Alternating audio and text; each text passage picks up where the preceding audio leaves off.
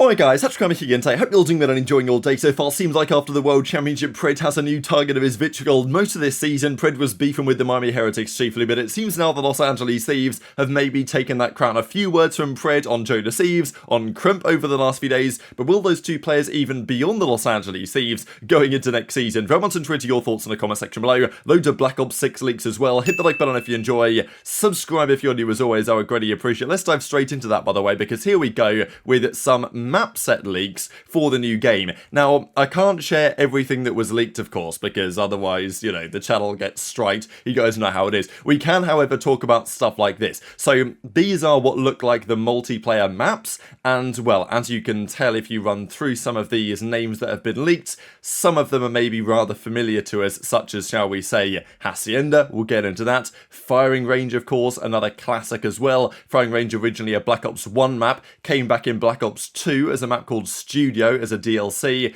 Wasn't in Black Ops 3, pretty sure it was in, well, I think it was in Black Ops 4, it was in Black Ops COD War as well, it's in COD Mobile. It's, you know, it is the classic Treyarch map in many respects, so that's probably coming back. There's also a couple of legendary competitive COD moments on it, such as Assassins 1 vs 4 over on, I think, the aBeZy site on Firing Range way back in the day. Anyway, that is somewhat besides the point. But we do have the possibility of a Hacienda return here. So, of course, legendary Black Ops 4 map, quite possibly my favourite map on that game. I mean, Arsenal was good, Frequency was good. I loved Hacienda, I'm not gonna lie. I think the search for hardpoint was absolutely spectacular. Beautiful map as well. Now, big map, to be fair, set for 5 versus 5. This game is going to be 4 versus 4. Does this map play well in 4v4? Absolutely, I've got no questions about that. But, you know, what's the movement going to be like in the new game? How fast is it going to be compared to how it used to be in Black Ops 4, which was effectively like a pseudo jetpack title, I would call it, when there were lots of features of that game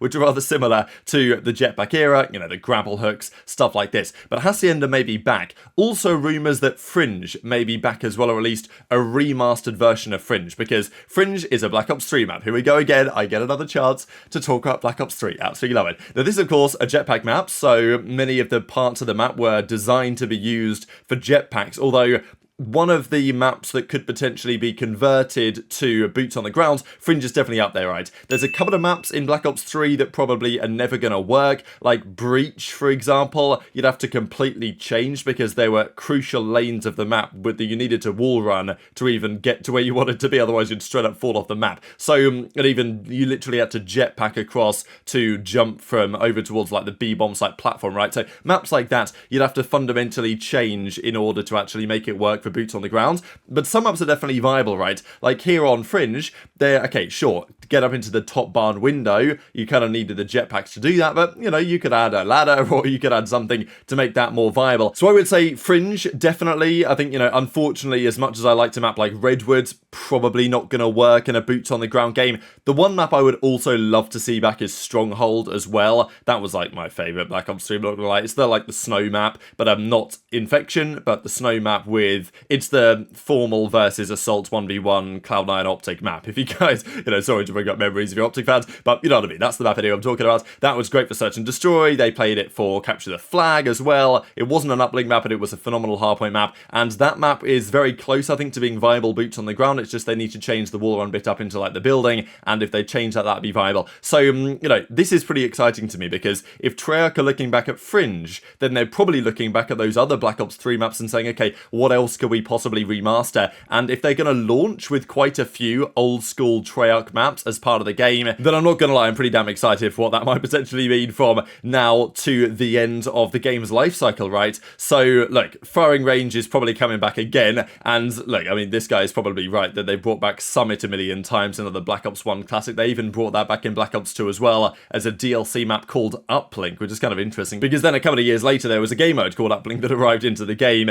So, look, there will be some maps that aren't new, but I don't mind it, right? I mean, like, I have no problem with them putting Raid in the game. Like, you know, it's just, as far as I'm concerned, that makes the gameplay better from a competitive perspective. Now, there was loads of stuff leaked here, and as you guys can tell, lots of it has been disabled by the copyright owner. So, you know, there was some leaks on, let's say, the Omni movement and all this type of stuff, parts of a Warzone map, the different stuff going on. There was some also leaks on, like, the weapon menu stuff, which still seems to be around, and generally speaking, it seems less chaotic and difficult to handle than the previous couple of iterations. I think there's been a general feeling that the menus, I mean, this isn't even a general feeling, I think this is just a fact, to be honest, over the last few games have just been fundamentally worse. I don't know where I'm going, I don't know why they're trying to design these COD menus like they're, I don't know, Netflix or something, you know what I mean? Like one of these like movie streaming website things. It's like, go back to Black Ops 1, go back to Modern Warfare 2, even go back to like Infinite Warfare or Black Ops 3 or something like that. Anyway,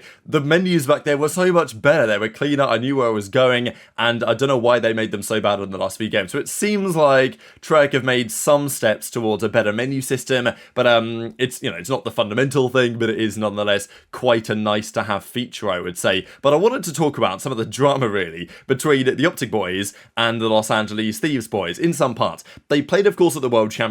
Thieves ended up getting reverse swept as OpTic continued on in the tournament in that second round. JoeDeceives, after map 2, was standing up, he was talking his trash, saying, you know, look at me, this type of stuff, and Pred obviously took that to heart. Now, Pred's an entertaining character, we know this at the best of times. We also full well know that during the majority of this season, he was harbouring a substantial amount of beef with the Miami Heretics after what happened back at during the Major 1 qualifiers when Vikul and the Heretics took OpTic down. They 3-0'd them online, Vikul threw up the 3-0 sign, and then Pred absolutely let them know about it when they played them again. And from then to the end of the season, with one exception at Major 4, effectively OpTic would smoke Heretics every single time, as would Pred in most instances. But it seemed like at Champs, it was instead Thieves that awakens, you know, the beast within, or if you want to say, the thunder from down under from Pred. Because he clearly weren't happy with what JoeDeceives was talking about after map 2, and therefore he said, we even saw this in the comms video, where Pred was like, yeah, he'll, you know, remember what his face looked like right now, and we're going to take the piss, basically, when we come back and reverse sweep the series in about 30 minutes' time, which is, of course, exactly what they went on to do. But I wanted to show a couple of clips, really, because not just on JoeDeceives and what Pred was talking about here on this kind of round circle or round table, whatever, that they did last night, inner circle, I think they might call it, but also what Pred had to say on Kremp. A couple of weeks ago now, actually, after they won Champs, there was one of the first game chat episodes they did. Pred had this to say on Kremp, who is an interesting character within that Los Angeles Thieves team, and there are questions on what they might do in this offseason. Nah, Joe shouldn't have stood up, bro. I'm sorry, dude. He was saying, he's like, look at me now, look at me, yeah, fucking look at me. Oh, bro, I saw red, bro. I actually got so pissed. I was so tired. They were talking crazy, and then we threw them on the control, Kremp had 6 kills, and I'm like, this is a free reverse win. Oh my God. You guys, the Karachi, the first map, like, I actually don't even think we played it that bad. They were just like not playing that bad, to be honest. Like, sure believe it or not. And the high rise, we fucked up. No, high rise. Fucked up the high rise. The high rise is bad. And then control, like, dude, they play Invasion all year, and for some reason, I was picked banging Karachi this versus event. I thought we were playing Invasion Wait, versus them go as back well. to the map too. I had 10 deaths. I was banging this event, I promise you. God damn. Not every fucking round. Nah, when I saw Karachi control, though, I was like, bro, unless they got like some secret sauce they've been hiding, like, there's just no way they win Karachi. Nah, like I said, this was like we were just getting wide open shots, they just went falling, bro. Yeah. And then once they start, like, this was like, that was one of those games. 6? I'm not gonna lie, they 6 and 20. did look like super improved though. For like a team of like a rebuild of scraps, kind of like they actually. I mean, they look got pretty improved, decent but at yeah, that but point. like, I mean, Kremp just can't be getting 6 every big game, dude. I mean, seriously. Every big game. Some base against, I think some base for the Elim, he got 5 or some shit. Oh, that was him, huh? Yeah. Oh yeah. He might be that single digit demon. Not bad, Kremp. A demon. What was game 5? Game 5, I was in my bag, I think. How many kills did I have? Karachi.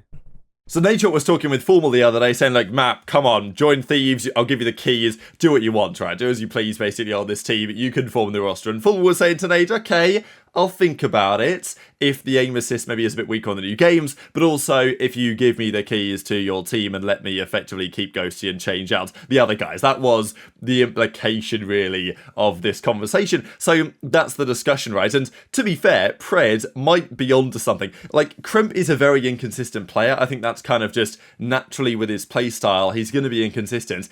His highs are really rather high. I mean, when he came into the league on Boston, right, in Modern Warfare 2, he did a stellar job job in Control, and then the other game modes wasn't quite as impactful, right? And he has had a couple of crucial maps where he's dropped like single digits. So, you know, it's pretty funny that Pred just completely taken the mick. I was like, this guy's a single digit demon. And it was funny that the other guys probably wanted to laugh and like take the mick as well, but they were like, oh, maybe I should say nothing in this instance. But of course, that put him already won champ, so who really cares? Anyway, Pred was given his thoughts on JoeDeceives, on Kremp, absolutely. And therefore, the question has been raised, what do you do if you are Thieves and you're trying to form a roster for next season? Who do you keep? Who do you get rid of? My feeling is you keep Ghosty, obviously, if you can keep Ghosty.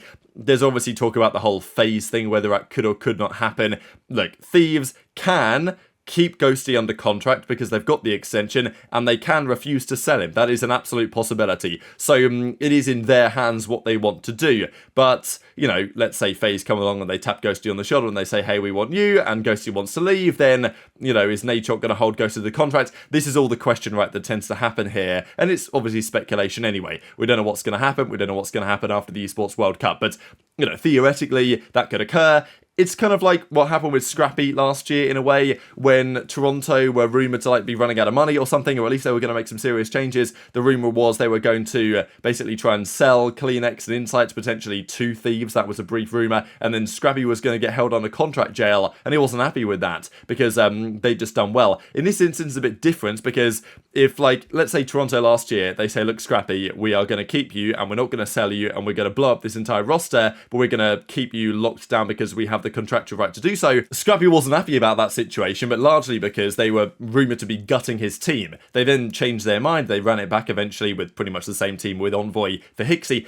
In this case, if Thieves were to do the same thing to Ghosty and say, look, you're staying, I don't care what you say, you are staying, Ghosty might not be too disheartened because they're going to rebuild the rest of the team probably in a more positive direction, right? Whereas with Toronto last year, it was kind of the opposite theoretically. So just a theoretical discussion there on what may or may not happen with Ghosty post World Cup. But like, assuming FaZe either stick it out or don't want Ghosty and he stays, then I would say bring in another AR alongside Ghosty here. So you know, I would look at Slasher, and ideally I think you'd look at Formal, right, if that's even possible. But man, that would be a crazy timeline.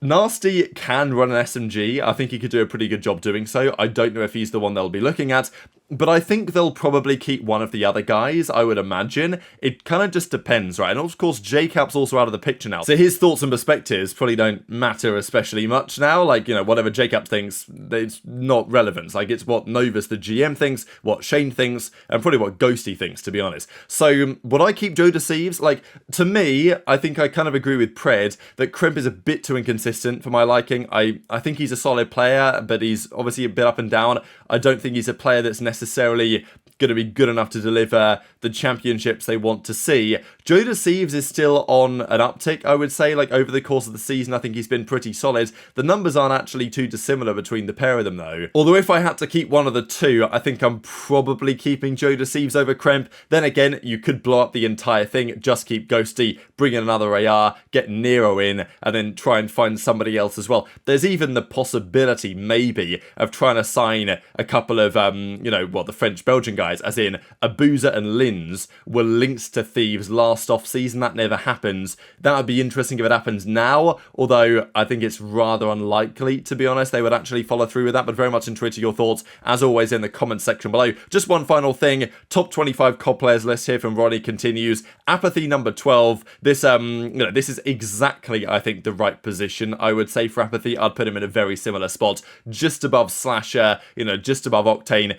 A player that I think gets overlooked and underrated. Like, to me, aBeZy was one of the greatest players themselves. If you ask players to speak on aBeZy, they will speak very, very highly of aBeZy. Like, whatever the community thinks, the players hold App in very high regard, and I think for very good reason. A player that would always turn up at the World Championship, an absolute beast on the SMG, and I miss him competing, actually. I really do. I really enjoyed when aBeZy was playing 2 rings. I think this is about the right spot. 11th then goes to Shotzzy. So, you know, Shotzy's now got 7 tournament wins. He's obviously had his 2 rings in COD, 1 in Halo, that doesn't count for this. And yeah, so I think this is probably about right as well after champs. I kind of like the way that he's done this so far. You can obviously debate all of this type of stuff, but you know, intrigued to your thoughts in the comments below. Hit the like button if you enjoyed, subscribe if you're new, take care, and I'll see you next time.